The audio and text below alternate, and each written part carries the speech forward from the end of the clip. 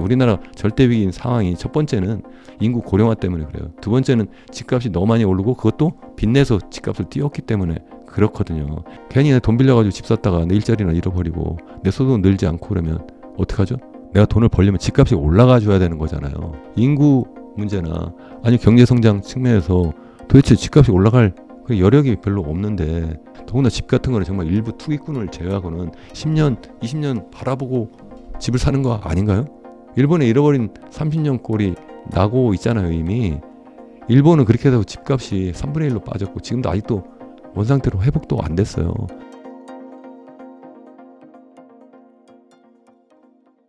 안녕하세요. 인터뷰 진행을 맡은 카프카입니다. 오늘은 이현훈 교수님 모시고 최근 좀 불확실성이 굉장히 짙어진 국내외 경제 상황에 대해서 이야기 나누어 보도록 하겠습니다. 교수님 안녕하세요. 네, 안녕하세요. 반갑습니다. 네, 간단하게 인사 부탁드립니다. 네, 저는 평생 강원대학교 국제무역학과에서 재직했고요. 최근에는 제사의 길 연구소를 제가 직접 만들어서 현재 대표를 맡고 있고, 또 지난해 초부터 이현훈 교수의 경제포럼이라고 하는 그런 저 개인의 유튜브 채널도 현재 운영하면서 주로 우리나라의 경제 상황, 전 세계 경제 상황을 너무 단편적인 뉴스를 전하는 것보다 좀 심도 있고 좀 넓게 이렇게 설명을 좀 드리고 있습니다. 네. 최근에 좀 경제가 어렵다고 이야기하시는 분들이 굉장히 많은데요. 이러다가 나라가 망하는 거 아니냐 이런 이야기를 하시는 분들도 계십니다. 교수님께서 보시는 최근 좀 한국 경제 상황 어떻다고 보세요? 제가 굉장히 어렵게 보는 사람 중에 하나라고 저는 생각을 해요. 이미 지난해부터 지금 우리나라 굉장히 어렵습니다. 지지난해에도 우리나라 지금 굉장히 어렵습니다. 그렇게 계속 말씀을 드렸고, 최근에는 그래서 이제 거의 이제 정점을 지금 시작을 했다. 정점에 들어갔다. 이제 돌입했다. 전 그렇게 생각을 하고 있는데, 그래서 제가 최근에 출판한 책도 있는데 잠깐 들어봐 드릴까요? 네. 보시면 여기 절대위기 주식회사 대한민국 이렇게 제목이 되어 있는 것처럼, 주식회사라는 것은 이제 경제적인 측면에서 대한민국을 이제 보겠다는 말씀이고, 이제 위기가 그냥 단순한 위기가 아니라 그야말로 사상 초유의 위기 상황. 그래서 제가 절대 위기라고 이렇게 이름을 붙였어요. 기왕이면 제가 그냥 왜 그렇게 생각을 하는지 말씀을 좀 드려볼까요? 그래서 제가 생각할 때는 이제 경제를 들여다볼 때 제가 좀 전에 장기적으로도 봐야 되고 또 넓게 이렇게 들여다봐야 한다 이렇게 말씀을 드렸는데, 일단 우리나라만 놓고 볼 때 장기적으로 우리 시계열을 놓고 보면 우리나라가 한 70년대까지만 해도 매년 두 자릿수 성장을 했어요. 그런데 그 뒤에 계속 성장률이 추락하는 거예요. 물론 중간중간 이렇게 등락은 있죠. 그것을 우리가 이제 비즈니스 사이클 또는 경기 변동이라고 이렇게 이야기하는데, 그 중심선을 잡으면 계속 추락해요. 그 중심선이 바로 뭐냐면 잠재 GDP 성장률이거든요. 그것이 그냥 계속 미끄럼을 타는 거예요. 그래서 이게 70년대에는 10%가 넘었었는데, 이게 어떤 정권 막론하고 계속 추락을 해서 지난해까지는 한국은행이 공식적으로 한 2.0%까지 떨어졌습니다. 이렇게 이야기를 했어요. 마침 그때 우리나라의 실질 GDP 성장률도 2.0%였어요. 근데 올해부터는 한국은행은 공식적으로 우리나라의 GDP 성장률이 1.8%로 떨어졌습니다. 이렇게 이야기를 하고 있고, 또 그것을 끝나는 게 아니라 앞으로 계속 떨어질 겁니다. 그래서 계속 장기 예측을 지금 해놓고 있는데, 그래서 앞으로 5년 동안 계속 매년 0.1%포인트씩 계속 떨어질 거다. 그게 무슨 얘기냐면 2025년이니까 2030년 정도 되면 우리나라의 잠재 GDP 성장률이 1.9%가 1.8%가 아니라 이제 거기서 또 0.4%, 0.5%포인트 빠져가지고 이제는 1.5%포인트 1.5% 밑으로 떨어질 거라는 거죠. 그런 다음에 이제 장기 예측을 이렇게 해보면 우리나라의 이제 GDP 성장률이 2030년대 중후반 가면 이게 1% 밑으로 떨어질 거다. 그러니까 0%대로 떨어질 거고, 40년대 중후반으로 가면 그러면 아예 0% 밑으로 떨어질 겁니다. 이러한 전망을 최근에 KDI 한국개발원이라고 하죠. 우리나라의 대표적인 이제 싱크탱크인데, 거기서 단기 경제 전망도 이렇게 하고 있는데요. 거기서 장기 전망을 하는데 거기도 비슷한 얘기를 했어요. 현재 우리나라의 GDP 잠재 성장률이 한 1.9% 정도 되는데 30년대 중후반 가면 0%대로 떨어지고, 40년대 중후반 가면 마이너스로 떨어질 겁니다. 그것도 중간선이 그렇다는 거고 우리가 제대로 대응하지 못하면 제대로 뭐 총요소 생산성을 높이지 못하면 이제 우리 경제학 용어로 다른 얘기하라고 하면 기술을 계속 발전시키지 못하면 그보다 더 빨라질 수 있다. 0%로 밑으로 떨어지는 것은 40년대 중후반이 아니라 40년대 초면 그렇게 될 수도 있다. 이렇게 경고하는 그러한 연구 발표를 최근에 했어요. 얼마 되지도 않았어요.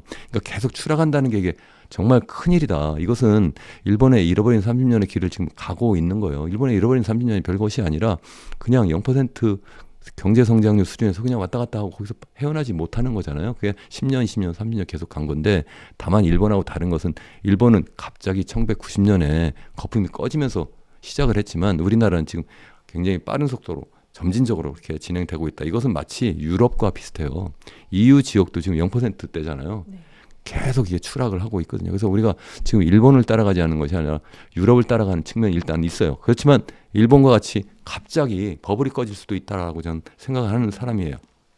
그에 대해서 나중에 더 말씀을 드리고 장기적인 측면은 그래서 굉장히 위기 상황이다. 이게 지금 마치 뜨거운 물에 지금 들어가 있는 그러니까 냄비 속에 개구리가 점점 데펴져서 죽을 수도 있는 상황으로 지금 가고 있다는 게 첫 번째고 단기적으로 보면 단기적으로 이제 연간 GDP 성장률 이런 걸 보잖아요. 그렇게 보면 2023년에 우리나라가 1.4% 성장을 했어요. 근데 지난해 이제 2.0%에서 잠재 성장률 정도 턱걸이 성장을 했는데 올해는 한국은행은 아직도 공식적으로 한 1.5% 한다고 하지만 이미 외국의 많은 IB들이 다 1% 밑으로 떨어질 거라고 현재 보고 있고 그리고 IMF 국제통화기금도 이미 1%로 낮춰 잡았어요. 저도 연초에 우리나라에서 아마 제가 대표적으로 가장 낮게 잡은 사람이었어요. 연초에 다른 뭐 우리 정부나 한국은행 뭐 그때 뭐 1.8, 1.9 이렇게 얘기할 때 저는 1.5도 못할 겁니다. 하면 정말 다행입니다. 이랬는데 최근에 제가 1.0도 못할 겁니다. 이렇게 저도 경기 전망 수정치를 저의 이현웅 교수님 예프로 이렇게 말씀을 드렸는데 이게 그것으로 끝나는 것이 아니라 내년에는 또 내년대로 다시 또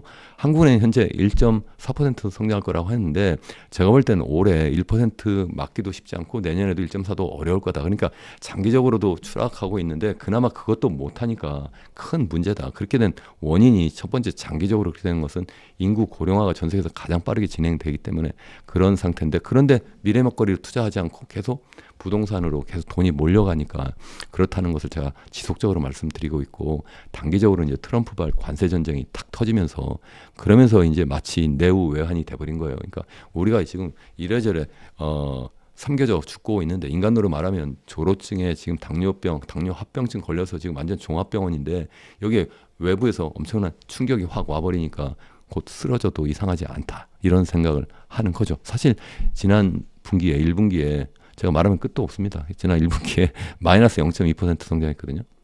그 전에 지난해 4분기에 0.1% 그리고 3분기에는 0.1% 또 지난해 2분기에는 마이너스 0.2%였어요. 이미 평균 내용 마이너스로 갔잖아요. 이미 마이너스로 들어간 거예요. 이게 위기가 아니면 뭐가 위기냐. 아직도 우리 정부도 아직 공식적으로 위기라고 이야기도 하지 않고 있고 KDI나 아니면 한국은행도 얘기하지 않고 있고 우리 경제학자들도 아직 그렇게 이야기하는 분들이 많지 않아요. 경제평론가들 많은 분들이 저도 뭐 TV도 나가고 여기저기 유튜브도 갑니다만 저는 정말 위기입니다 이렇게 이야기를 하지만 아직도 위기 아닌데 당장 쓰러지지 않았는데 왜 위기라고 하세요. 이런 분들 많이 계시고요. 지금 언제 쓰러져요 이렇게 또 비아냥거리는 분도 계세요. 갑자기 길 가다가 교통사고 당해서 갑자기 응급실 실려가는 것만 그게 위기입니까? 우리가 1997년 외환위기가 딱 그런 상황이에요. 아니면 우리가 열심히 뛰다가 갑자기 뇌종울증이 갑자기 와가지고 갑자기 푹 쓰러졌어요. 그렇지만 바로 회복됐잖아요. 그런 것은 그냥 1년간 단기적으로 그냥 위기가 온 거고 지금은 그게 아니라 장기적으로 계속 이제 0%로 가고 또 그 밑으로 떨어지고 그래서 이제 헤어나기가 굉장히 어려운 상황으로 이제 가고 있다는 거예요. 그러니까 얼마나 심각한 상황이냐. 그래서 절대 위기다 제가 그렇게 말씀을 드리는 거죠. 지금이 약간 가계부채도 2,000조에 육박하는 시대다 이런 지금 이야기가 있는데 이 부분도 좀 큰 문제로 터질 가능성이 있다고 보시나요? 그게 이제 장기적으로 이제 우리나라의 잠재 성장률을 계속 추락시키는 중요한 원인이기도 하고 또 단기적으로 그게 이제 뇌관이 돼가지고 갑자기 이제 부동산 버블이 꺼지면서 또 이 금융 시스템부터 이제 위기가 와서 이제 경제 전체 그런 위기로 확산될 가능성이 굉장히 크다 전 생각을 해요. 왜 그러냐면 우리나라의 가계부채가 지금 뭐 2,000조다 이렇게 말씀하셨는데 지난해 우리나라의 GDP가 2,549조 정도 됐거든요. 그래서 뭐 공식적으로는 한 90% 남짓이다 이렇게 이야기를 해요. 그런데 사실 지난해 한국은행이 6월까지만 해도 100%가 넘는다고 했어요. 다만 이제 기준연도 이제 추계하는 기준연도 바꾸고 뭐 이렇게 하면서 갑자기 90% 밑으로 떨어졌는데 실질적으로는 거의 떨어지지 않았어요. 이게 어쨌든 떨어졌다 치더라도 우리가 일반적으로 가계부채는 어느 정도는 필요하잖아요. 우리가 삶을 영위하는 데도 필요하고 또 꼭 필요한 투자하는 데도 쓸 수가 있기 때문에 그래서 이게 한 적어도 뭐 GDP 대비로 한 60% 70% 많아도 한 80%까지는 그래도 어느 정도 경제에 도움이 될 수도 있다 이렇게 이야기를 하는데 그 이상 되면 이거 위험하다 이렇게 이야기를 해요. 도리어 경제 성장을 떨어뜨린다. 왜냐하면 사람들이 전부 빚을 짊어지고 있으니까 그 돈 가지고 이제 허덕거리면서 어디 뭐 소비를 못하니까 첫째 또 원리금 갚느라고 다른 투자도 못하고 이러니까 상황이 나쁘다 하는 거고 또 집값이 그렇게 하면서 계속 올라가 버렸어요. 그래서 전 세계에서 우리나라만큼 집값이 많이 올라간 데가 없다 이렇게 이제 평가를 하고 있는데 그래서 가계부채가 지금 뭐 GDP대로 90% 남짓이라고 하는데 우리나라만 있는 전세 부채라는 게 있어요. 그걸 우리가 이제 전세 보증금이라고 이야기하는데 저는 옳은 표현이 아니라고 생각을 해요. 전세 대출이죠. 그러니까 임대인이 임차인에게 예를 들어서 내 집을 담보로 해서 돈을 빌린 거잖아요. 개인 간에 돈을 빌린 거기 때문에 전세 대출이에요. 그게 한 1,000조 정도 되거든요. 그것까지 넣어서 계산해 보면 한 전체 GDP 대비 한 136% 정도 돼요. 이건 OECD 국가 중에 단연코 1등이에요. 그게 더 위험해요. 금융기관에서 돈을 빌린 거는 뭐 정부에서 뭐 여러 가지 방법으로 막 메꿔줄 수도 있잖아요. 뭐 최근에 뭐 지난해도 그런 비슷한 지지난해도 비슷한 사건이 있었는데 뭐 역전세라든가 깡통전세 갑자기 집값이 떨어지면 집주인이 갚을 수 없는 상황이 나간다든 나가게 못하는 그러한 상황이 되고 나가려고 해도 집값이 더 많이 떨어져 버리면 더 큰일이 되잖아요. 그러니까 정말 심각한 문제예요. 근데 그런 것에 대해서 정부에서 아니면 한국은행에서 공식적인 통계조차도 나와 있지 않아요. 다만 제가 말씀드린 136%는 최근에 올해 초에 서울대 경제학과 모 교수님께서 이제 계산해서 학술지에 발표한 논문을 제가 인용하는 건데 그런 상태이기 때문에 이게 굉장히 어렵다. 정말 우리나라 뭐 국가부채 뭐 해서 뭐 정부부채 뭐 자꾸 증가합니다. 그러니까 걱정입니다. 이런 얘기 하는데 그거는 게임도 안 돼요. 그건 걱정도 아니에요. 지금 상황이 마치 말하면 제가 끝이 없어가지고 그 2008년도에 글로벌 금융위기 때 그때 왜 터졌어요? 미국의 가계부채 비율이 GDP 대비 딱 100% 근처까지 갔어요. 그러다가 터졌어요. 그 이름이 뭐예요? 서브프라임 모기지 사태라고 하잖아요. 왜 서브프라임 모기지예요? 그게 바로 서브프라임. 그러니까 프라임 등급이 아닌 사람들에게 돈을 막 빌려준 거예요. 그때 막 집값 띄우느라고 당시 부시 시니어, 그러니까 부시 아버지 대통령이 막 그때 모든 미국인에게 집을 공급하겠다. 뭐 이런 식으로 해서 막 그런 식으로 바람 잡으면서 사람들이 너도 나도 돈을 빌려서 집을 사고 그러니까 집값이 오르니까 또 실제 올라타면 돈을 버는 거예요. 그러다 보니까 뭐 또 금융기관에서 돈을 또 막 싸게 빌려주고 또 금리도 그 당시에 많이 낮은 상태예요. 왜냐면 2000년 닷컴 버블 꺼진 다음에 경기가 막 급락하니까 다시 또 당시 그 미국의 중앙은행 연준이 또 금리를 급하게 낮췄거든요. 이게 두 개가 같이 맞물려서 돈을 이제 신용 없는 사람들도 막 빌리다가 이거 너무 심하네 해서 연준이 2006년부터인가 그때 금리를 조금씩 막 올리기 시작해요. 그러면서 폭 터졌어요. 그래서 이름이 서브프라임 모기지 사태예요. 그건 마치 우리나라 요즘 젊은이들 있잖아요. 젊은이들이 신용이 없잖아요. 이 친구들한테 정책금융이라는 이름으로 돈을 막 빌려주잖아요. 그거랑 똑같아요. 그래서 지금 억지로 막고 있는데 제가 볼 땐 쉽지 않다. 일본의 잃어버린 30년 이야기했습니다만 1990년에 그때 버블이 갑자기 꺼졌다고 했잖아요. 그때도 똑같아요. 당시 일본이 그 가계부채 비율이 그래봤자 한 60% 남짓밖에 안 됐어요. 그 당시 그래도 전 세계에서 제일 높은 수준이에요. 근데 이제 집값은 이미 많이 올라가 있던 거예요. 그 당시도 또 유동성이 엄청나게 풀렸어요. 그게 금리가 너무 낮은 상태에서 사람들이 막 돈 빌려서 주식 사고 그리고 또 이제 집 사고 이러면서 집값이 엄청나게 막 올라갔다가 이제 거기도 그때도 이제 그 일본 은행 중앙은행이 금리를 좀 올리기 시작하니까 갑자기 90년에 주식 가격이 이제 폭락하게 되고 91년에 이제 부동산 가격, 집값이라든가 아니면 오피스 빌딩 이런 값들이 막 그야말로 절반 이하로 막 떨어지게 된 거예요. 그러니까 그걸 담보로 돈을 빌려준 금융기관들이 다 부도하는 상황이 되고 그러니까 경제가 이제 완전히 폭망하게 되는 상황이 되는 거죠. 그러한 상황이 지금 말씀드린 것처럼 미국에서도 있었고 일본에서도 있었고 예전에 뭐 영국에서도 있었고 전 세계적으로 선진국들이라고 안 하지 않아요. 기축통화국이라고 하는 미국조차도 그렇게 하고 일본도 준 기축통화국이잖아요. 그런 나라도 그렇게 하는데 우리나라가 무슨 용 빼는 재주가 있다고 계속 이거 빚내서 빚을 틀어 막아요. 제가 볼 땐 어렵다 그렇게 생각을 합니다. 요즘 중산층 붕괴에 대한 이야기가 많이 있습니다. 앞으로 좀 평범한 사람들이 맞닥뜨릴 현실은 좀 어떻게 달라질 거라고 보시나요? 이제 중산층을 이제 정의하기 나름이긴 한데 일반적으로 이제 집 한 채 가지고 있으면 이제 중산층이다 이렇게 생각을 하잖아요. 근데 그 집 한 채라는 게 온전하게 내 거인 사람이 별로 없어요. 우리나라의 그 가계 자산 중에 한 80% 가까이 한 78% 넘게 전부 부동산에 가 있거든요. 근데 그것도 자기 돈이 아니라 돈을 또 빌린 게 또 절반 이상인 가구가 굉장히 많아요. 그런 상태에서 금리를 계속 높은 수준을 계속 유지하고 있었잖아요. 그래서 뭐 최근에 한국은행 기준금리가 뭐 2.75%까지 이렇게 떨어지긴 했습니다만, 그래서 앞으로 더 떨어지긴 떨어질 거지만 앞으로 뭐 스트레스 DSR 해가지고 그것도 뭐 3단계가 이제 곧 9월부터 시행될 예정이고 뭐 해서 제가 볼 때는 금리가 예전처럼 이제 많이 떨어질 때는 이게 0.5%까지 떨어져 있었거든요. 그러니까 코로나 이제 팬데믹이 발발한 이후에 우리나라 0.5까지 떨어졌다가 그러다가 뭐 인플레 발생하고 뭐 이러니까 그걸 올려서 이제 3.75까지 갔다 최근에 2.75까지 떨어뜨렸는데 이걸 무조건 0.5%까지 낮출 수가 없어요. 왜 그러냐면 지금 미국의 경제 상황이 인플레를 걱정해야 되는 그러한 상황으로 가기 때문에, 그러니까 트럼프 대통령이 관세 전쟁 때문에 수입 물가가 막 높아지고 뭐 이런 상황에서 미국이 연준이 쉽게 금리를 낮추지 못하면 우리나라도 쉽게 낮추지 못한다. 이제 그런 말씀이에요. 왜 그러냐면 금리를 우리만 낮춰버리면 가뜩이나 지금 자꾸 돈이 빠져나가서 환율이 많이 올라가 있는 상태잖아요. 최근에 약간 떨어진 듯하지만 다시 또 기어 올라가잖아요. 네. 이게 그래서 뭐 한때는 뭐 1,470원 넘어서 뭐 이제 1,500원 막 돌파하느니 뭐 그때 외환 당국이 하면 우리 기재부하고 이제 한국은행을 이야기하는데 열심히 이제 시장에 개입해서, 그러니까 갖고 있던 외환 보유고를 적극적으로 시장에 내다 팔아서 그래서 이제 그걸 막았었는데, 최근에 뭐 중국하고 뭐 미국하고의 그 관세 협상 아니면 대만하고 미국하고의 관세 협상에서 뭐 환율 이야기가 좀 있었다. 그래서 이들 통화의 가치를 좀 높이도록 미국이 이렇게 압력을 넣게 되면 결국 한국도 그렇게 되고 뭐 다른 동아시아에 있는 국가들도 그렇게 되지 않을까. 그래서 동아시아 국가들의 통화 가치가 전반적으로 좀 높아지는 경향이 있었는데, 그게 뭐 최근에 다시 또 뭐 환율력이 없어지니까 다시 또 이게 1,370원까지도 빠졌다가요. 이게 많이 빠진 거죠. 1,470원까지 갔다가 이게 한 거의 많이 빠진 거죠. 한 100원 정도 빠진 거잖아요. 달러 기준으로.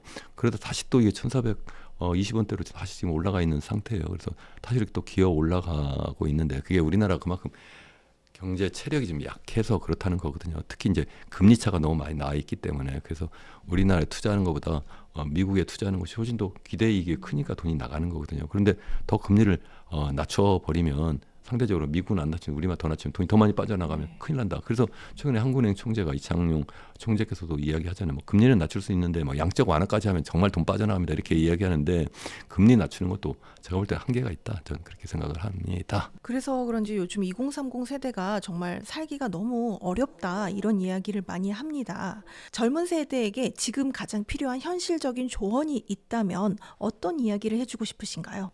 이제 저는 교수니까 평생 학생들을 가르쳤고 해서 학생들에게 희망을 주는 것이 우선 제일 좋다고 생각을 해요. 근데 이건 뭐 그냥 마치 그냥 무조건 좋아질 거야 이렇게 하면서 너희들 미래는 밝아, 그러니까 항상 낙관적으로 살고 그러면서 그냥 행복하게 살아 이렇게 하다가는 나중에 잘못하면 상황이 나빠지면 도리어 그런 이야기 한 것을 그냥 믿고, 그래서 막 여러 가지 뭐 돈도 막 쓰고 또 그래서 막 투자도 막 경제 앞으로 막 좋아질 거야 하니까 막 돈 빌려가지고 영끌이 해가지고 뭐 집 사고 뭐 이렇게 했다가 폭망하면 그야말로 이생망이잖아요. 그래서 그런 상황이 되면 안 된다. 앞서 뭐 카프카 우리 진행자께서도 말씀하신 것처럼 요즘 뭐 중산층이 굉장히 어렵다 이렇게 말씀하셨는데, 중산층도 힘들지만 제가 볼 땐 2030 연령대로 보면 2030이 정말 힘들어요. 제가 볼 때는.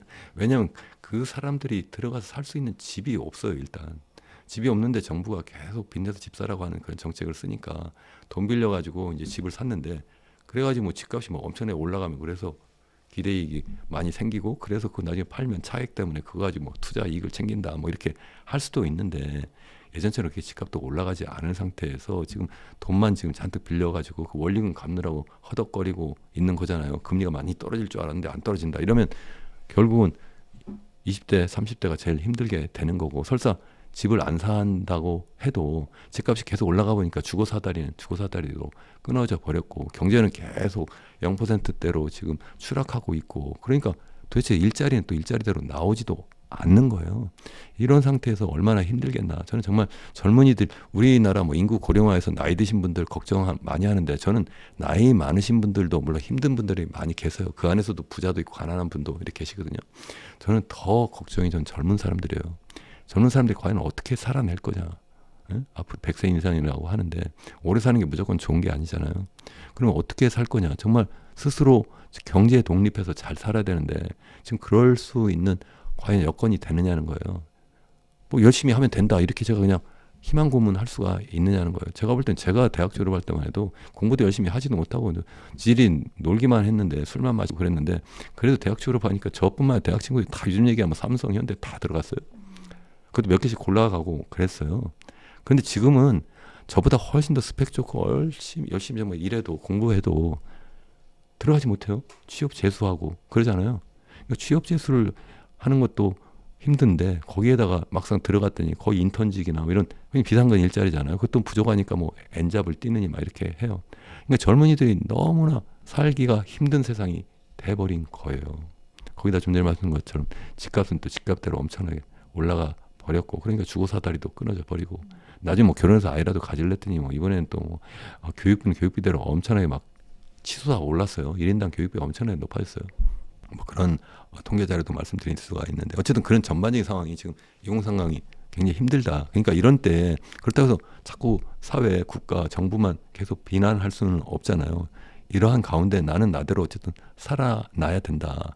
그렇게 하려면 뭐 제가 뭐 결론과 비슷하게 제가 말씀을 드릴 수도 있는데, 기왕에 이런 때일수록 좀 우리나라만 들여다보지 말고 전 세계를 좀 들여다보면 좋겠다, 이런 말씀을 제가 많이 드려요. 저희가 지금 이번 학기 학생들 가르치는 과목이 거시경제학인데, 거기서도 계속 이제 실제 돌아가는 전 세계 경제도 이야기하고 한국 경제도 이야기하고, 단순하게 이론만 가르치는 것이 아니라 이걸 가지고 어떻게 경제를 제대로 이제 분석하고 그리고 또 해석하고 또 전망할 거냐, 뭐 이런 이야기를 하고, 또 제 유튜브 채널에서도 아예 살아있는 거시경제학 해가지고 그런 코너도 만들어서 이렇게 하고 있어요. 그렇게 하는데, 거기서 많이 이야기하는 것 중에 하나가 한국만 들여다보면 안 된다. 전 세계를 들여다봐라. 한국은 우리나라 인구 비중으로 보면 1%도 안 돼요. 그죠?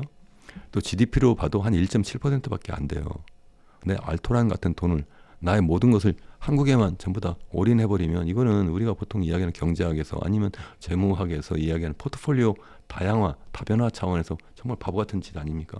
그래서 그렇게 하면 안 된다. 그래서 세상을 넓게 보고 외국에서 무슨 일이 벌어지는지, 그래서 나의 자산의 일부는 외국으로 좀 가면 좋겠다는 게 제일 첫 번째예요. 그래서 두 번째는 우리나라 자산이 당연히 그래도 제일 많이 그 비중을 차지하게 되겠죠. 왜냐하면 우리나라에 살기 때문에 뭐 집 같은 걸 꼭 있어야 된다 이렇게 생각하는 분들도 많이 계시고, 그러면 그 자산이 어쨌든 적어도 50% 이상 이렇게 차지할 거라고 생각하는데, 근데 문제는 또 이 자산이랑 투자 대상이 우리나라 사람들에게는 아직도 집밖에 없는 거예요.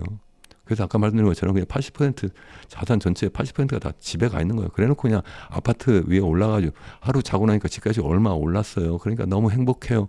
아, 너무 전 불행해요. 그런 거 보면 하느님이 계셔요. 하느님께서 우리 인간을 창조하신 다음에 한국인을 딱 보니까 그냥 닭장 같은, 죄송합니다만 아파트에 막 위에 올라가가지고 막 40층 50층 그 꼭대기에 올라가가지고 하룻밤 자고 나니까 집값이 막 올라갔다. 그러니까 그거 가지고 행복하다 이렇게 하면 하나님께서 얼마나 안타깝게 생각하시겠어요. 하나님은 자연을 돌보며 좀 여유 있게 살아라 이렇게 이야기하시지 않았나요? 그래서 저는 부동산만 보지 마시고, 한때는 부동산이 괜찮았어요. 부동산 불패였어요. 우리나라 경제 성장도 엄청나게 빠르고 인구도 막 엄청나게 늘어나고, 그것도 젊은 인구가 막 늘어나고, 그것도 지방에서 막 수도권 서울 막 사람들이 몰려갈 때, 그때는 좋았는데 이제 그런 상황이 아니라는 거예요. 그러니까 거기다 다 돈을 넣으면 안 된다. 그게 안 되니까 정부가 지금 계속해서 집값을 어떻게든 부양하려고 온갖 정책을 막 쓰고 있잖아요. 그것만 봐도 이게 정부가 만약에 이거 안 하면 그냥 집값은 떨어지는 거예요. 예를 들어서 한번 생각해 보세요. 만약에 정부가 그냥 가만히 손 놓고 있어요. 그러면 서울 집값이 지금처럼 계속 올라가 있었을까요? 그동안 얼마나 많은 규제도 풀고, 그동안 뭐 했어요? 계속 뭐 2022년 둔촌 주공 사태 나니까 23년부터 뭐 특례 보금자리론, 또 지난해는 뭐 신생아 특례 대출, 올해도 신생아 대출해서 40조 60조 계속 풀어요.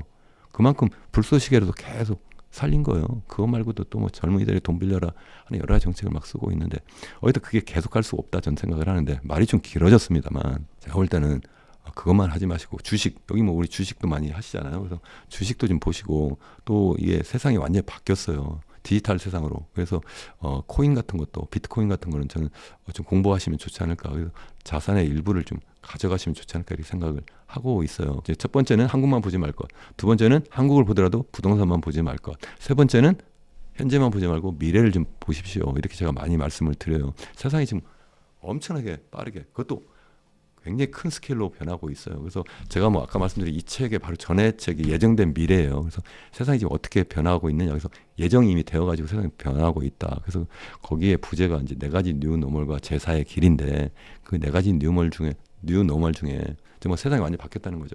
제일 첫 번째가 바로 디지털 사회로 완전히 바뀐다. 한때는 우리가 원시 수렵 사회를 일구고 29만 년을 살았잖아요. 우리 사피엔스 인류가. 그러다가 이제 만 년여 전쯤에 농업혁명에서 농업 사회를 잃고 살다가 다시 만 년을 그렇게 살았어요. 그러다가 이제 18세기 중엽쯤 되니까 이제 산업혁명을 해가지고 산업 사회로 넘어왔죠. 지금은 산업 사회라고 하나요? 아니죠. 뭐라고 그래요? 대답하세요. 디지털 사회. 네. 디지털 사회라고 하잖아요. 세상이 완전 변한 거예요. 그래서 그때마다 정말 어떻게 경제가 살아나는지, 어떤 나라가 패권 국가가 되는지, 어떤 자원이 제일 중요한지, 어떤 통화가 실질적으로 제일 중요해지는지 계속 바뀌었어요.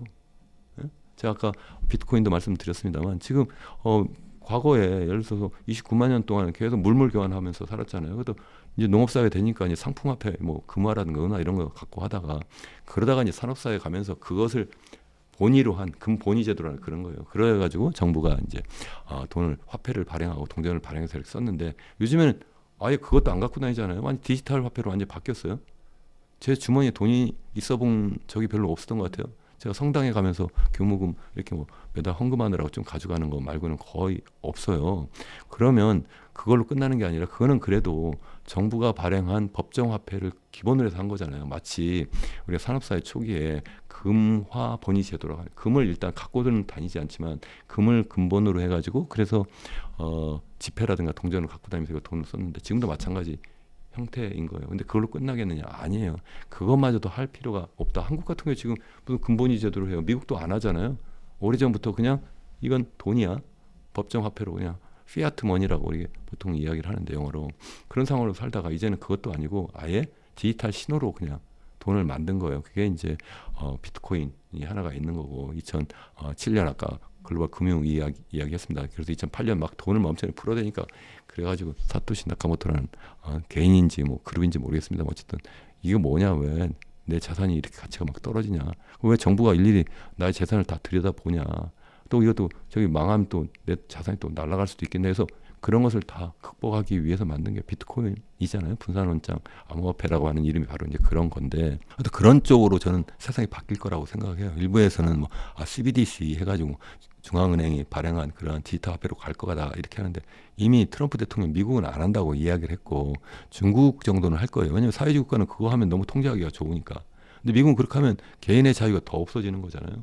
한국도 저는 못할 거라고 생각을 해요. 지금 한국은행이 지금 실험은 하고 있는데 그거 말고 좀 전에 말씀드린 그러한 비트코인과 같은 것은 더군다나 뭐 양도 딱 2,100만 개 딱 이렇게 정해져 있잖아요. 지금 현재 채굴한 것도 한 20만 개밖에 안 되고 하기 때문에 이건 정말 제가 볼 때는 일부 갖고 계시면 좋지 않을까.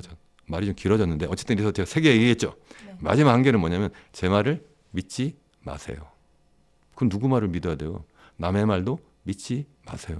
그럼 어떻게 해요? 스스로 자신을 믿으세요. 그렇게 하려면 스스로 공부를 하셔야 된다.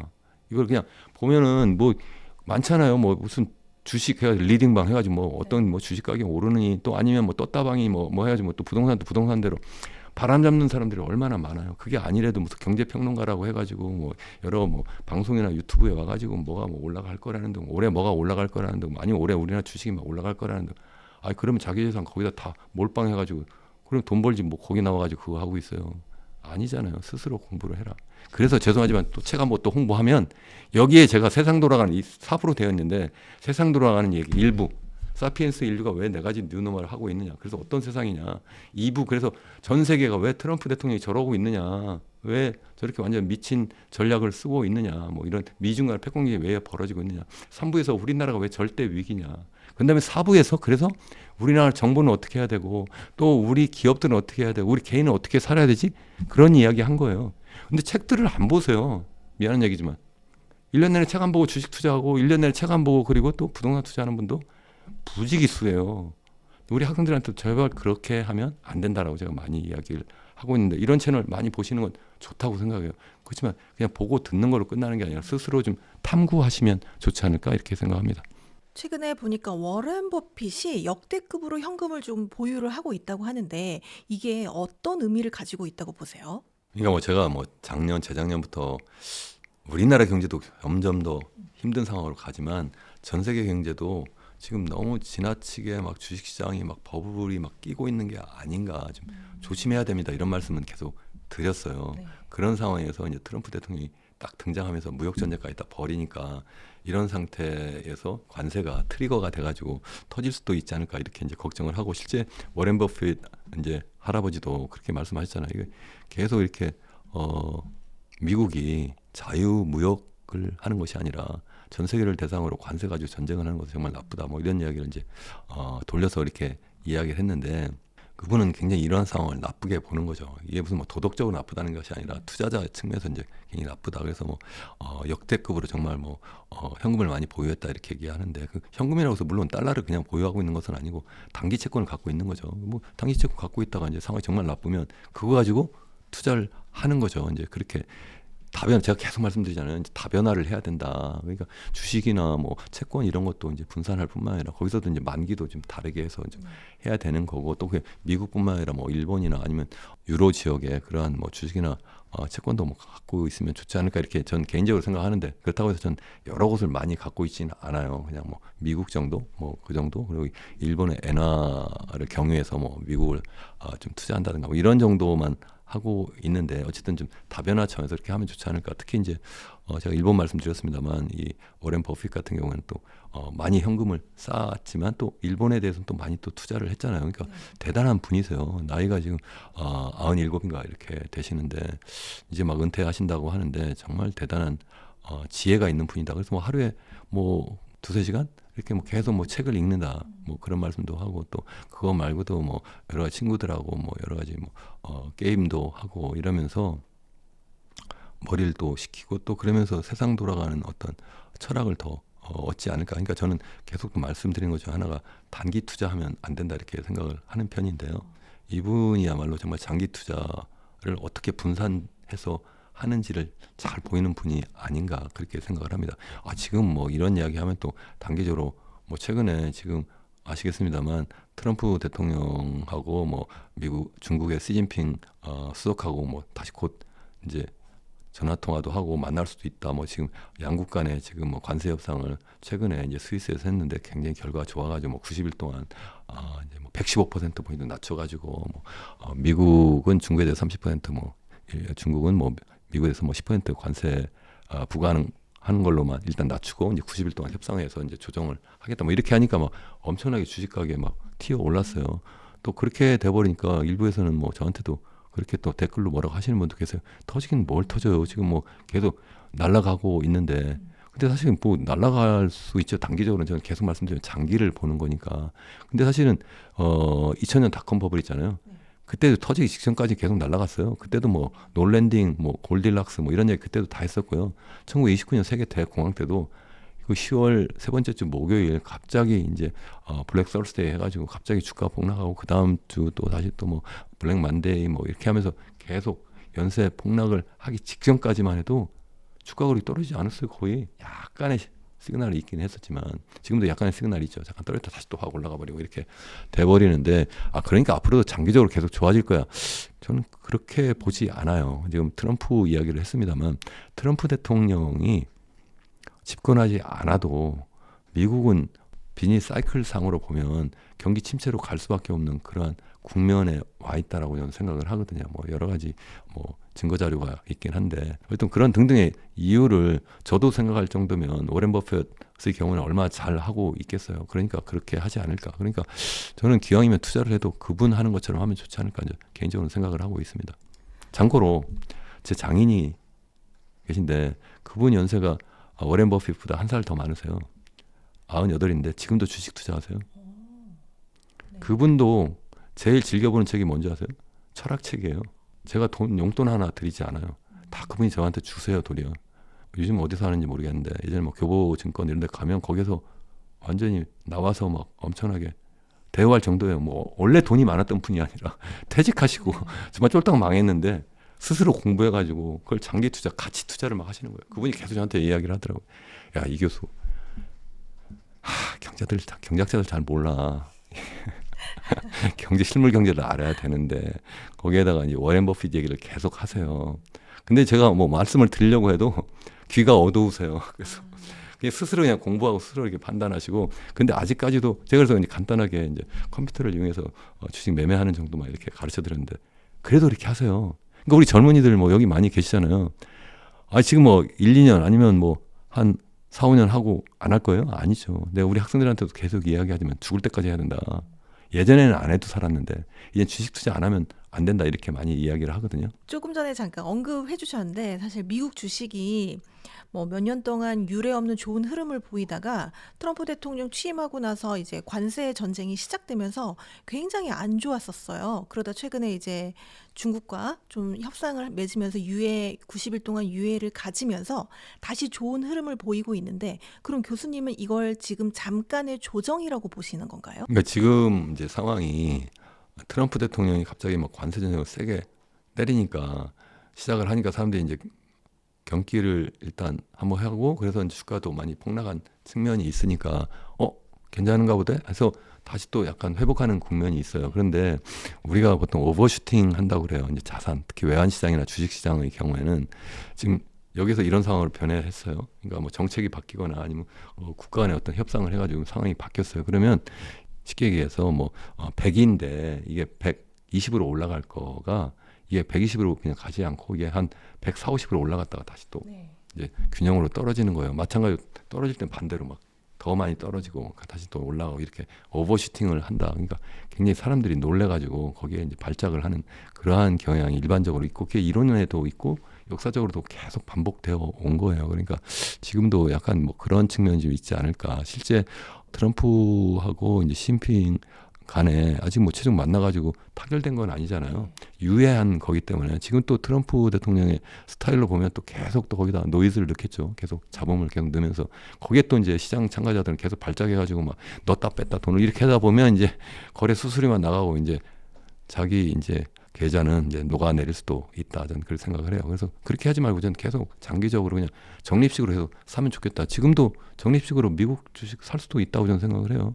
다만 이제 이미 너무 많이 들어간 분들은 일정 부분 현금화하는 것이 좋지 않을까. 그 현금이 꼭 달러만이 아니다. 제가 이미 말씀을 드렸고 저 자신도 또 그런 편이기도 한데 그렇게 좀 나눠서 하면 좋지 않을까. 그래서 다시 한번 말씀드리면 질문하신 그것으로 다시 돌아가면 끝나봐야 끝난 거다. 지금 끝나지 않았다는 거고, 제가 볼 때는 그게 쉽게 끝나지 않을 거다. 왜 그러냐면 뭐 관세는 그걸로 끝날 수도 있지만 또 다른 거 계속 가져오겠죠. 그렇게 할 수밖에 없는 게 지금 중국은 계속 이제 성장하고 있고 중국몽을 꿈꾸고 있어요. 예전에 정말 전 세계 패권 국가로서의 그런 위상을 다시 찾으려고 하고 있고, 중국은 그래서 이제 계속 올라가면서 미국에 대해서 도전할 수밖에 없는 상황인데, 미국은 반대로 중국이 그렇게 겨우 올라가는 걸 갖다가 용납할 수 있어요? 없죠. 없어요. 역사적으로도 보면 기존에 패권국이 있는데 새로운 패권국이 막 이렇게 등장하면 꼭 이게 전쟁까지도 가는 경우가 많아요. 그래서 앨리슨 그레엄이라고 하버드대 정치학과 교수, 지금 뭐 최근에 돌아가셨다고도 하는데, 이분이 한국에서 쓴 책이 있어요. 한국에서도 번역된 예정된 미래라고 하는 그 책에 보면 투키디데스 함정이라는 게 있거든요. 그러니까 지난 500년 동안 그렇게 이제 기존 패권국하고 신흥 패권국 간에 이렇게 대결이 무려 15번 정도 있었는데 그 중에서 뭐 4번 정도를 제외하고는 다 실질적으로 완전 전쟁까지 하더라는 거예요. 그 4번을 아예 대결을 안 했느냐 그 뜻이 아니라 그때도 대결을 한 거예요. 그 지금도 마찬가지로 미국과 중국 간에 뭐 완전히 열전, 그러니까 진짜 무기를 가지고 뭐 핵무기를 쏘고 뭐 이렇게까지는 하지 않을지 모르지만 미국의 입장에서 보면 중국이 계속 겨울나가는 걸 갖다가 막지 않으면 안 된다, 이런 생각을 당연히 하지 않겠어요. 그러니까 이건 끝나지 않은 전쟁이다. 저는 계속 갈 수밖에 없다. 투키디데스 함정에 빠질 수밖에 없다. 아니면 빠져 있다. 저는 그렇게 생각을 합니다.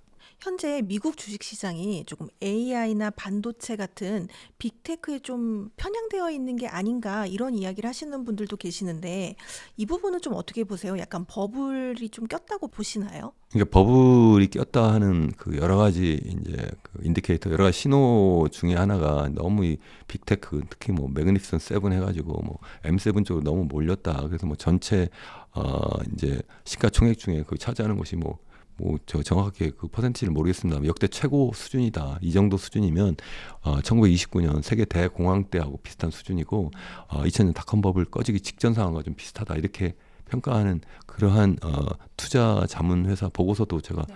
계속 제 채널에서 계속 말씀을 드리고 있어, 계속 업데이트를 해드리고 있어요. 지금 상황이 어디까지 왔는지. 그러니까 참고해볼 만한 지표다 이렇게 생각을 하고 있고, 또 그것 말고도 뭐 이미 말씀드린 것처럼 뭐 버핏 같은 경우 버핏 지수라는 것도 있잖아요. 뭐 GDP 대비로 시가총액 비율이 얼마 되냐. 이거 뭐 미국 같은 거의 200%인데 이건 역대 최고 수준이다. 이것도 아까 말씀드린 닷컴 버블 꺼질 때보다 더 높은 수준이다. 뭐 이런 이야기도 하고 있고, 그게 아니라도 또 뭐 장단기 금리 차가 역전되었다가 최근에 이제 해소되는 상황으로 지금 돌아섰는데, 그렇기 때문에 꼭 경제가 이제 침체로 가더라. 그러니까 아까 말씀드린 것처럼 트럼프가 아니라도 그런 상황으로 갈 수 있는 여러 가지 요인들이 있어요. 그래서 그러한 것들 종합적으로 볼 때 지금 상황이 그냥 내가 그냥 미국 빅테크 그래 여태까지 잘 갔으니까 앞으로도 잘 갈 거야, 그래서 올인할 거야 이렇게 하면 안 될 거라는 거죠. 마치 우리나라의 부동산이 뭐 불패니까 거기에 돈 다 넣으면 안 되는 것처럼 미국 주식 그래 이 테크주 그래 이게 잘 나가니까 이것도 뭐 불패야, 그러니까 올인하면 안 될 것 같다. 저는 그렇게 생각을 하는 편입니다. 그럼 지금 미국 주식에 투자하는 거는 이제 적립식으로 하는 건 괜찮지만 또 투자를 너무 편향되게 해서는 안 될 것 같다라고 이야기하시는 거죠? 그렇죠. 뭐 저는 리딩방에서 아니면 뭐 다른 평론가들이 뭐 올해는 뭐 미국보다 한국이 좋다는 이야기를 하시거나 아니면 특정 뭐 산업이나 특정 종목 말씀을 하시긴 하는데 그냥 참고로 그냥 들으시면 좋지 않을까 싶어요. 최종적으로 여러분들이 당연히 또 판단하셔야 되는 거예요. 제가 계속 강조해서 이야기하지만 또 이렇게 얘기하면 그럴 거면 뭘로 얘기하냐, 또 그런 분도 계세요. 아니 여러 가지 의견을 들어야지만 여러분이 종합적으로 판단하시는 거 아닌가요? 지금 미국 정부 부채가 GDP의 120%를 넘었는데요.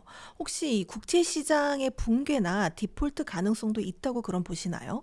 정확하게는 뭐 미국의 지금 이제 부채 규모가 GDP 대비로 한 123% 정도 돼요. 이제 계속 이제 그게 더 늘어나는 게 문제고, 특히 이제 국채라고 하는 것은 이제 미국 정부가 이제 걷어들인 세금보다 조세 수입보다 이제 실제 정부 지출 규모가 더 크기 때문에 그렇다는 이야기거든요. 그래서 이게 계속 매년 증가하고 있는 게 큰 문제예요. 그래서 지난해만 해도 재정적자 규모가 한 1.8조 달러 정도 되거든요. 그만큼 계속 늘어나는 거예요. 올해도 제가 볼 때 1.8조 이상 늘어날 수도 있지 않을까 이렇게 생각을 해요.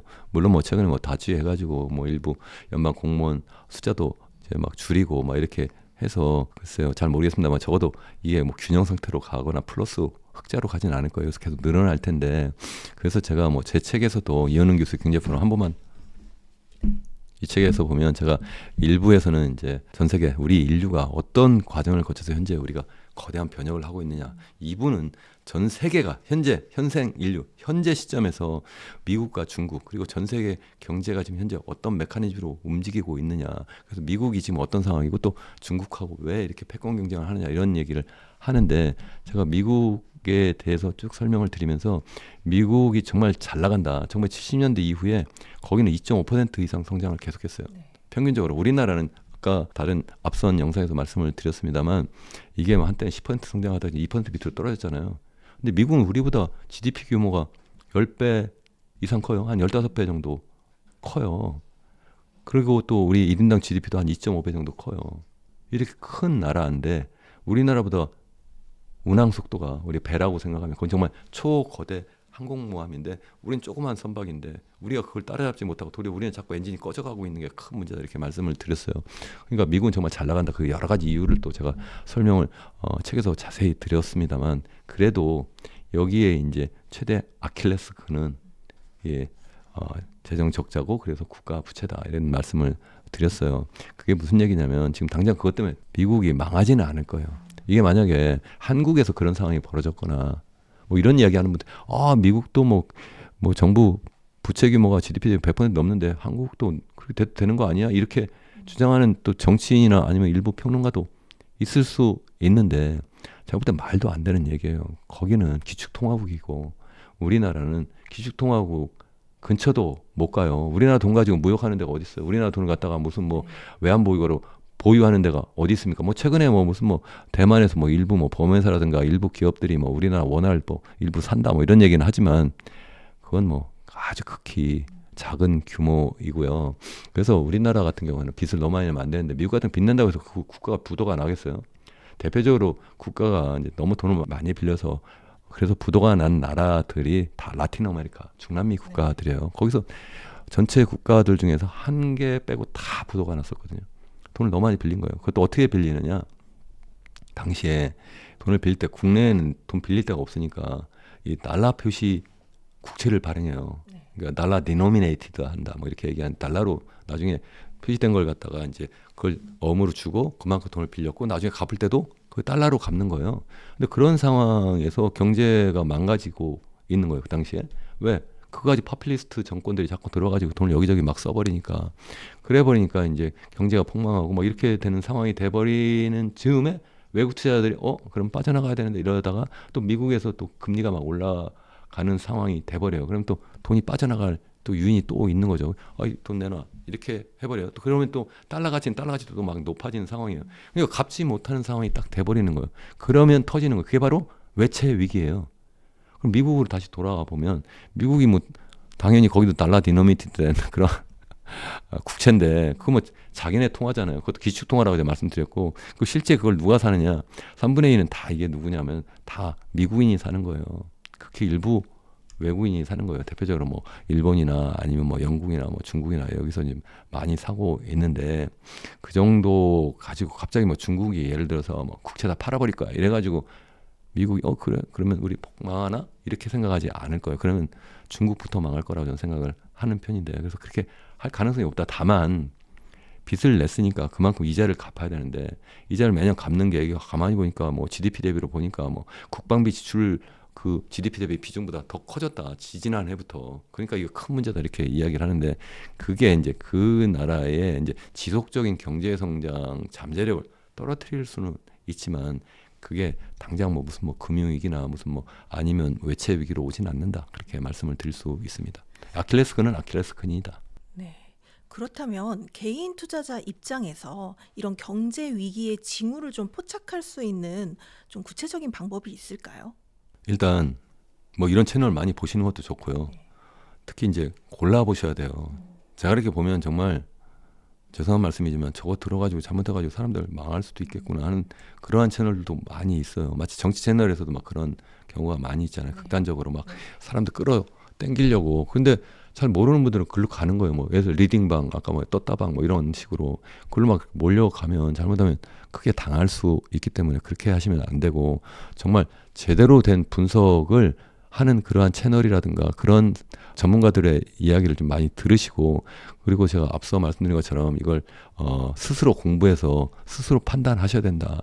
그래서 제가 계속 말씀드리지만 공부하려니 제가 뭐 저의 유튜브 채널 이현은 교수의 경제 포럼에 제가 아예 살아있는 거시경제 코너도 만들었는데 그런 거 좀 기왕이면 제가 볼 때 대학 졸업하고 예를 들어서 경제학 전공을 해도요 지금 거시경제학 설명을 하면 몰라요. 안 그런가요? 다 그래서 지금 정말 대한민국에서 아니면 전 세계에서 제일 쉽고 재미있고 쓸모있게 제가 강의하고 있거든요. 한번 와서 보시면 도움 많이 될 거라고 생각을 하고 그거 플러스해서 기왕이면 뭐 경제학 원론책 정도 하나 더 보셔도 좋고 거기에다 뭐 최근에 여러 가지 책 많잖아요. 계속 제 책만 얘기하기해서 좀 자화자찬 같아서 이제 더 이상 말씀을 못 드리겠지만 어쨌든 한번 읽어보시면 정말 도움이 될 거라고 저는 장담합니다. 혹시 이거 사봤더니 굉장히 허접하네. 제가 책 사서 허접한 거 많아요. 읽다가 많은 거. 유튜브 채널에서 그래도 이건 좀 괜찮을 것 같아서 딱 샀더니 허접해요. 그래서 안 보는 것도 많은데 만약 그러면 연락 주십시오. 이 채널 통해서. 그럼 제가 변상해 드릴게요. 정말 그렇게 생각합니다. 그러니까 세상에 시간도 아깝고 돈도 아깝잖아요. 그걸 잘 골라서 써야 된다. 그리고 특히 남을 위해서 살지 말고 나 자신을 위해서 좀 살아야 된다. 이렇게 생각을 하고 아까 시그널 여러 가지 이야기하셨는데 아까 제가 이미 미국에 대해서 몇 가지 시그널 말씀드렸잖아요. 뭐 그 워렌 버핏 지수, 그러니까 버핏 지수라고 하는 거, 뭐 시가총액 대비, 뭐 그러니까 GDP 대비 시가총액이 어떻게 되느냐. 아까 말씀드린 뭐 주로 테크 기업들, 매그니피선 세븐의 비중이 어떻게 되고 있느냐. 뭐 거기 플러스에서 뭐 그 장단기 금리 역전이 지금 해소가 정도가 되었는데 지금 얼마나 지금 가고 있고 앞으로 또 어떻게 지금 진행되고 있느냐. 뭐 방송에서 공영방송에서도 많이 말씀을 드리고 있습니다만 그런 것도 좀 잘 챙겨 보시면 좋지 않을까 그렇게 생각합니다. 최근에 서울 부동산 같은 경우에는 뭐 계속 가격도 상승하고 있고 신고가도 나오고 있는 상황인데요. 뭐 일각에서는 지금 불장에 진입하고 있다 이런 이야기를 하시는 분들도 계시는데 좀 어떻게 보시나요, 교수님은? 저는 불장에 진입하는 상황이라고 보지 않는 편이에요. 그러니까 단기적으로는 이제 뭐 지난번에 뭐 토지거래 허가제, 뭐 토어제라고도 많이 이야기를 하는데 그걸 갖다가 뭐 서울시에서 2월에 갑자기 뭐 풀었다가 다시 또 막 엄청나게 막 튀어 오르니까 이게 잠재적인 수요는 있었던 거죠. 아무래도 강남 지역은 그러니까 다시 또 이제 한 달 만에 다시 또 이제 규제를 더 강화했죠. 이제 지역도 더 넓히고 뭐 이렇게 하면서 와 이거 앞으로도 집값이 더 오를 수 있는 학습 효과가 좀 되었던 것 같기도 해요. 그러다 보니까 뭐 강남 그 지역 이외에 다른 이제 토지거래 허가제로 이제 묶이지 않은 지역으로 자꾸 확산되는 측면도 좀 있었는데 좀 아쉽습니다. 어쨌든 뭐 그런 상황으로 자꾸 이제 가니까 사람들로 하여금 이게 좀 떨어질 만하면 집값을 또 띄우려고 또 정부가 하겠네 뭐 이런 측면이 있어서 사람들이 자꾸 이제 그걸로 몰려가서 단기적으로는 좀 가격이 좀 오르는 것처럼 보일 수도 있겠다. 그렇지만 전국적으로 보면 집값이 지금 많이 지금 하향 안정화되고 있잖아요. 근데 다만 이제 일부에서는 그래도 이제 서울만은 이거 부동산 불패야. 사람들이 이제 인구가 감소하고 고령화되고 뭐 이렇게 하니까 지방이나 아니면 수도권 외곽 같은 경우는 가격이 더 또 빠질 수 있지만 똘똘한 한 채가 어딨냐. 이거 결국은 서울 그것도 강남이니까 그쪽으로 더 돈이 몰리는 거 아니냐 이렇게 말씀하시는 분도 계신데 우리가 투자잖아요. 이것도. 네. 우리가 그냥 살 집을 마련한다 하지만 항상 경제학에서는 기회비용이라는 게 있어요. 이것을 내가 예를 들어 10억을 투자했을 때 아니면 내가 5억은 내 자본이고 나머지 5억을 내가 금융기관에서 돈을 빌렸다고 해요. 그러면 5억에 대한 뭐 이자 부담도 있잖아요. 사실 나머지 5억도 기회비용이기 때문에 내가 그걸 다른 데 투자했으면 그만큼 이득을 얻기 때문에 그 기회비용을 생각하면 그 기회비용만큼 그 가격이 올라갈 수 있을까? 물론 그런데 들어가 살면 그것 때문에 뭐 얻을 수 있는 여러 가지 뭐 생활의 편리함이라든가 아니면 자녀 교육에 있어서의 뭐 나름대로의 어떤 수월성이라든가 특히 강남 지역 같은 게 뭐 그런 것도 있을 수 있고 또 내가 여기 산다 해가지고 좀 폼낼 수 있는 또 그런 것도 있잖아요. 뭐 요즘 뭐 그런 이야기도 있잖아요. 뭐 자동차 살 때 승차감보다는 하차감이 중요하다. 정말 우리나라 사람들 정말 대단하다고 생각하는데 남들 이목을 딱 보고 내가 그래도 서울 그것도 강남 내역에 살아. 나 집 한 채 있어. 정말 안타깝습니다만 어쨌든 뭐 그런 등등 이유로 해서 뭐 가수요는 있을 수 있다고 생각하는데 다만 저는 계속해서 말씀드리지만 경제를 바라볼 때는 좀 장기적이고 또 전 세계를 좀 들여다봐야 된다. 그러면 장기적으로 보면 우리나라의 부동산 가격을 계속 치수게 이렇게 올렸던 그런 요인들이 다 반대의 상황으로 바뀌었잖아요. 우선 당장의 인구만 보더라도 인구가 1960년대 초만 해도요. 인구가 2,500만밖에 안 됐어요. 근데 지금은 5,100만 명 정도 되잖아요. 그러니까 2배 이상 증가한 거예요. 그것도 지방에 사는 인구가 다 합해서 그런 거예요. 근데 그 지방에 사는 농어촌에 사시는 분들이 다 서울, 수도권 아니면 대도시로 다 올라왔죠. 그러니까 서울, 수도권, 대도시 같은 경우는 집값이 올라갈 수밖에 없는 게 도대체 집은 공급이 제대로 되지 않는데 사람들이 막 몰려오고 또 자연 증가도 많이 하고 그러니까 이게 집값이 올라가는 중요한 원인이었다는 거예요. 그런데 이게 2020년 이후에 우리나라의 인구가 지금 감소하고 있어요. 매년 지금 한 12만 명 정도 감소하는데 그 감소 규모가 점점 더 커지고 있고요. 그중에 특별히 이제 집을 특별히 더 많이 수요하는 젊은 생산 연령 인구, 보통 우리가 15세부터 64세까지 하는데 그 생산 연령 인구는 더 빠르게 줄고 있어요. 지난해만 해도 30만 명 감소했어요. 자꾸 감소해요. 그래서 서울 수도권은 뭐 감소 안 하지. 서울도 계속 감소하고 있어요. 인구가. 가구 수도 계속 사실은 주는 게 맞는 거예요. 다만 이제 정부가 계속 뭐 무주택 가구면 뭐 우선 분양하는 해가지고 사람들이 자꾸 부모님으로부터 이제 독립을 해가지고 이제 숫자만 늘어났지 실질적으로 늘어난 것도 아니에요. 이미 거의 100% 이미 주택이 보급이 된 상태예요.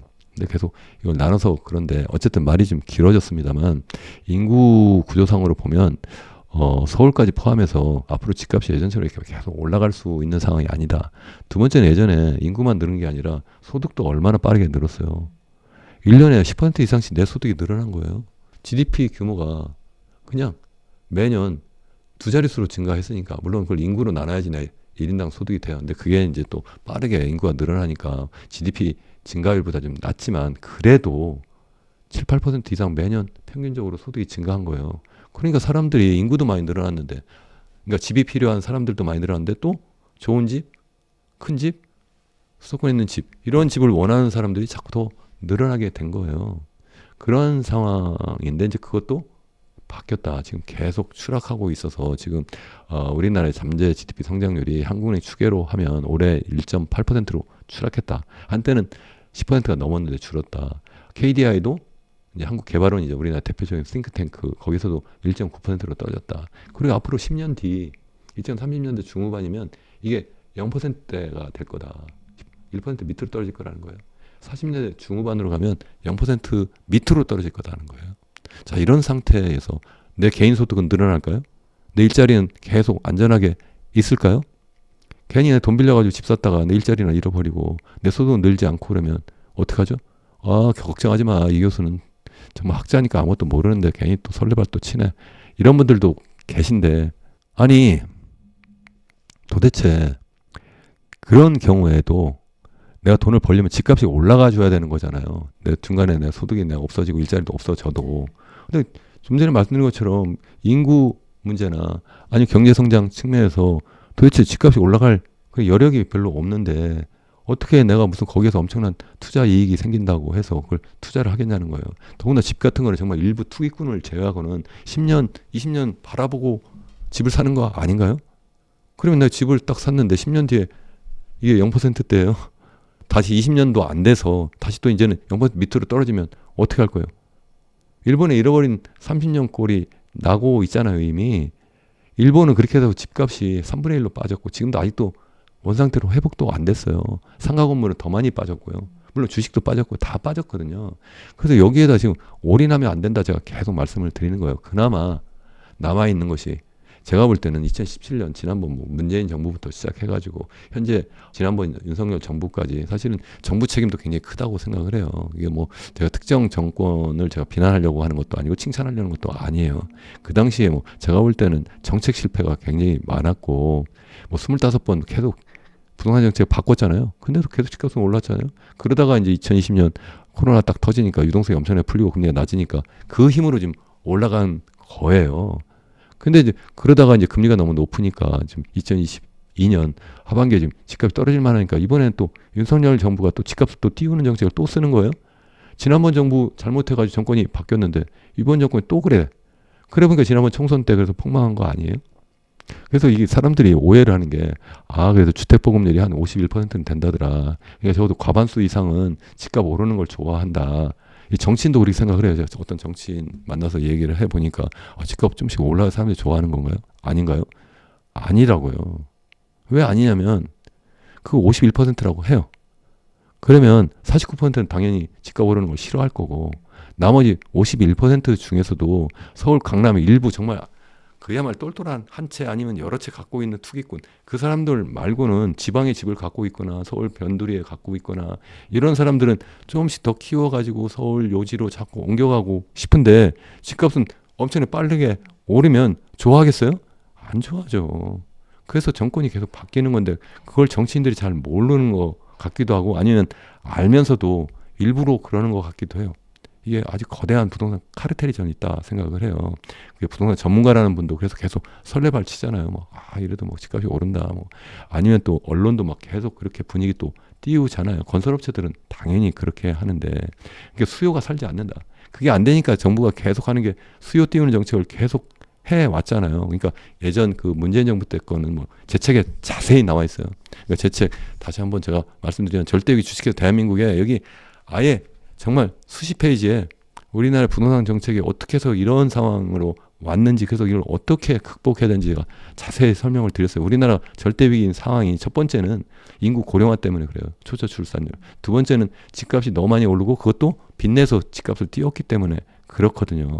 그런데 이러한 상황이 이제 서로 주고받으면서 이제 잠재 성장률과 더 떨어뜨리고 뭐 이런 상황이 되고 또 결혼 못하고 아이도 못 갖게 하고 뭐 이러니까 또 그게 또 이제 우리나라의 출산율을 더 낮추고 뭐 이런 상황이 되는 건데요. 그걸 고리를 끊어야 되는데 그게 아니라도 이건 뭐 너무 당위적인 그런 이야기라고 생각하실 수 있는데 그게 아니라 앞으로 어떻게 될 거냐도 생각해보면 그동안 정부가 계속 뭐 여러 가지 뭐 규제도 풀고 빚내서 집 사라 해가지고 뭐 특례 보금자리론, 신생아 특례 대출 뭐 이런 등등의 이름을 해서 계속 돈을 풀어왔어요.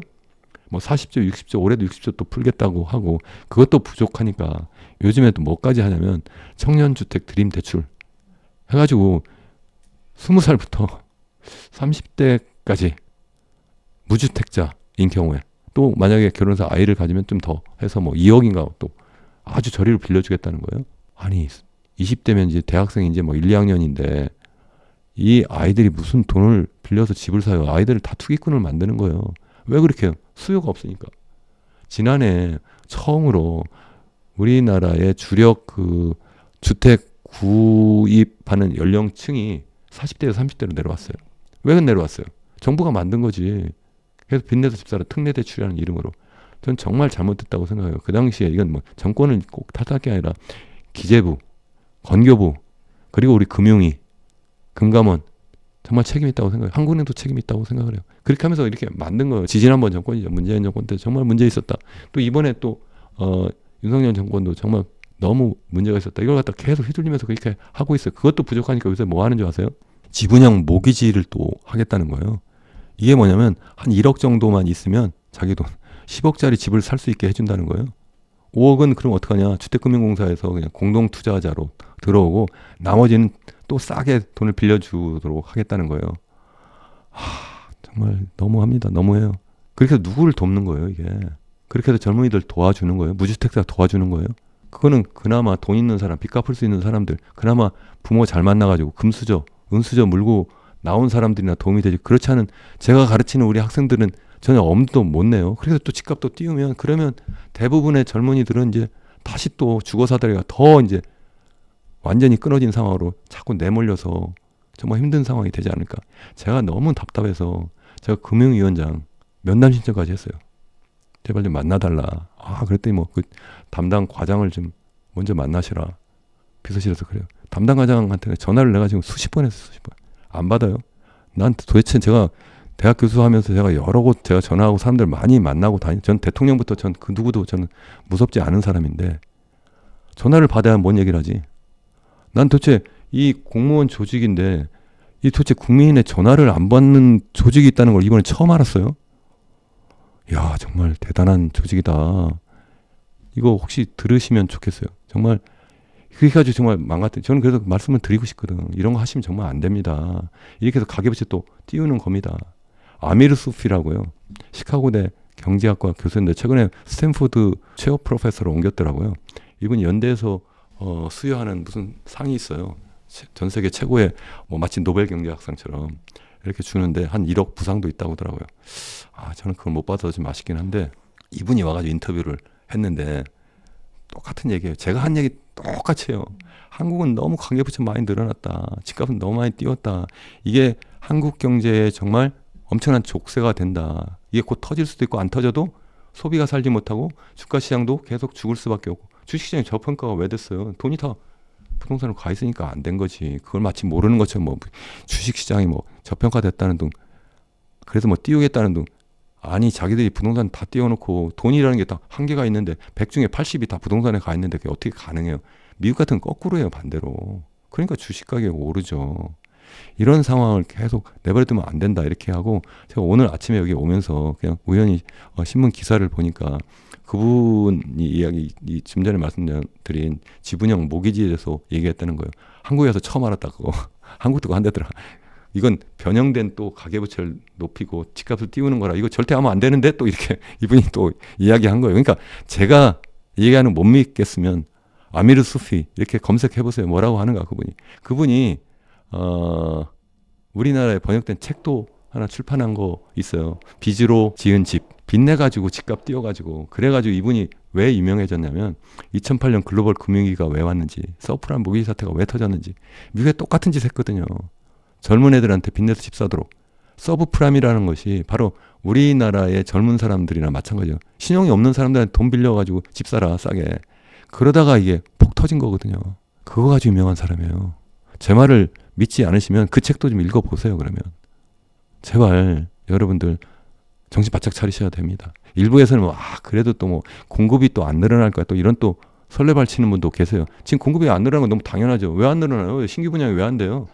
아니, 건설사들이나 시행사들은 앞으로 부동산 경기 좋을 거라고 생각하면 당연히 분양해서 돈 벌려고 하죠. 앞으로 안 좋을 것 같으니까 안 하는 거예요. 그래, 뭐, 그래서 뭐, 앞으로 뭐, 1, 2년 뒤면 뭐, 이거 신규 입주하는 그 가구수가 줄어드니까 뭐, 그러니까 집값 오를 거야. 제가 볼 때는요, 집이라고 하는 것은 다른 상품하고 달리 시장에 나와 있는 물건이 두 가지예요. 하나는 신상품이고 하나는 세컨 핸디드. 그러니까 기존에 우리 자동차도 보면 중고 자동차가 있잖아요. 집도 마찬가지로 새 집 있고 중고 집이 있잖아요. 근데 중고 집이랑 기분 나쁘시니까 기존 주택. 이 매물이 지금 사상 최대예요. 2022년 수준에 비하면 거의 2배예요. 서울 강남까지 포함해서. 앞서 말씀하신 것처럼 최근에 이 똘똘한 한 채를 선호하는 이런 현상 때문에 이 서울과 지방 간의 부동산 격차가 굉장히 커졌는데요. 과거에는 이 서울이나 핵심지의 부동산 가격이 오르면 이렇게 좀 갭매우기라고 해서 이 지방도 따라서 조금 올랐었는데 요즘은 좀 그게 없어진 듯한 모습입니다. 앞으로도 이렇게 양극화가 점점 더 심해질 거라고 보시나요?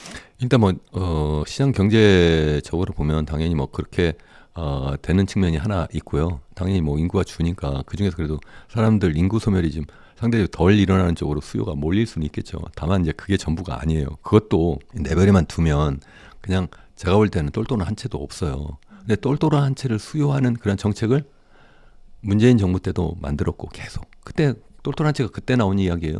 지금도 똘똘한 채를 계속 선호하도록 계속 윤 정부 때도 똑같이 했던 거죠. 그래서 저는 여기서 뭐 정치적으로 어느 한쪽 편을 들려고 하는 것이 아니라 있는 사실 그대로 말씀을 드리는 거 이런 것이 반복되면 안 되겠다. 그래서 이렇게 하면 안 됩니다. 그래서 제가 저희 유튜브 채널 이현훈 교수의 경제 포럼 와 보시면 제가 요즘 뭘 하고 있냐면 대통령 선거를 이제 앞두고 이렇게 해야지만 됩니다. 우리나라 정말 절대 위기 상황인데요. 그래서 어떻게 하면 이 초저출산율을 극복해서 인구 고령화 문제를 좀 그래도 좀 속도라도 좀 늦추고 그래도 우리나라 잠재 성장률을 좀이라도 좀 덜 망가지게 할 수 있겠느냐. 첫 번째. 두 번째가 어떻게 하면 이 부동산에 전부 다 돈이 가 있는 이러한 황당한 상황을 좀 바꿔가지고 이 돈이 주식시장 미래 먹거리 투자로 갈 수 있도록 할 거냐 뭐 이런 이야기 하고 있고 또 이제 세 번째 뭐 교육 문제 뭐 여러 가지 그런 말씀을 좀 드리고 있는데 한번 와서 좀 보시면 좋겠는데 거기서 제가 핵심적으로 말씀을 드리는 게 뭐냐면 사람들로 하여금 이게 똘똘한 한 채를 선호하는 그러한 여러 가지 행정 시스템이 있고 또 세제가 그렇게 되어 있어요. 대표적으로 세제 이야기하면 우리나라는 이제 보통 OECD 회원국이라서 OECD하고 비교를 많이 하잖아요. 그럼 OECD 국가들이나 우리나라나 다 부동산 거래를 하면 두 가지 종류의 세금을 내요. 하나는 처음에 살 때 취득세, 나중에 팔 때 양도소득세. 그래서 그걸 두 개 합해서 이제 거래세라고 이제 보통 얘기를 해요. 그거 말고 이제 평소에 갖고 있으면 그걸 갖다가 이제 우리가 재산세, 또 그냥 일반적인 거로 보유세라고 해요. 그럼 우리나라는 보유세는 너무 낮고 거래세는 너무너무 높아요. OECD 국가 중에 단연코 1등이에요. 2등하고 2배예요. GDP 대비로 볼 때. 절대 규모가 아니라 GDP 대비로. 그러니까 사람들이 도대체 거래하기가 너무 힘든 거예요. 내가 팔으려고 해도 내가 이익이 좀 남고 아니면 내가 지금 나이가 들어가지고 이거 팔고 내가 좀 교회를 좀 나가려고 해도 이거 팔으면 내가 내 재산의 상당 부분이 없어져 버리니까 엄두가 안 나는 거예요. 반대로 이제 그 재산세 같은 거 매년 내잖아요. 매년 이렇게 내는데 이게 OECD 국가 중에 상당히 낮을 뿐만 아니라 이걸 갖다가 이제 그 미국하고 비교해 보면 엄청난 차이가 나요. 얼마나 많이 나냐면 제가 이 책에서 제가 또 자세히 써놨어요. 계산은 굉장히 복잡해요. 그래서 거의 비슷한 미국의 300만 불짜리 우리나라 돈으로 하면 한 42억짜리예요.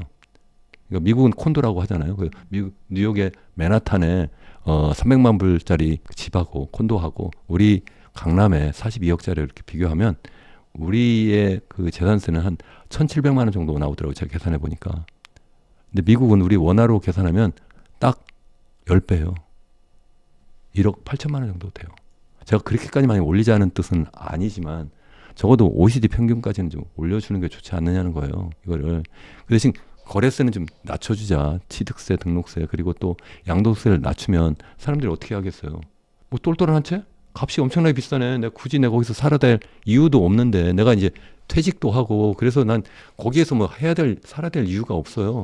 그러면 교회로 나가서 좀 싼 집 살면 내가 그러면 더 여유 있고 세금도 덜 냈는데 또 내가 집을 내가 팔면 그러면 내가 거기서 엄청난 이득도 볼 수 있어가지고 그거 가지고 내가 노후 대비도 할 수 있잖아요. 근데 지금은 그렇게 못하게 꽉 틀어 막은 거예요. 이게 잘못된 거라는 거예요, 저는. 그래서 이것만 풀어줘도 그러면 제가 아까 부동산 매물이 이 아파트 기준이에요.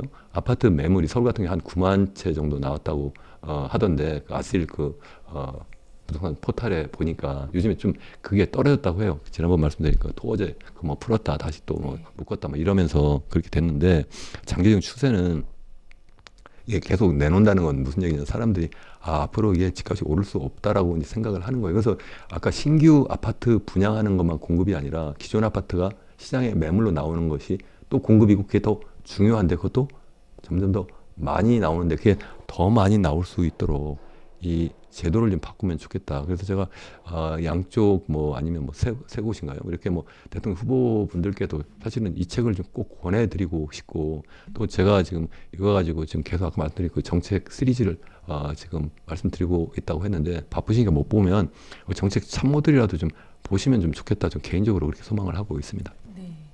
그 교수님이 보시기에 만약에 부동산이 좀 침체기로 접어든다면 좀 가장 무너질 가능성이 있는 높은 지역이 있다면 어디라고 보세요?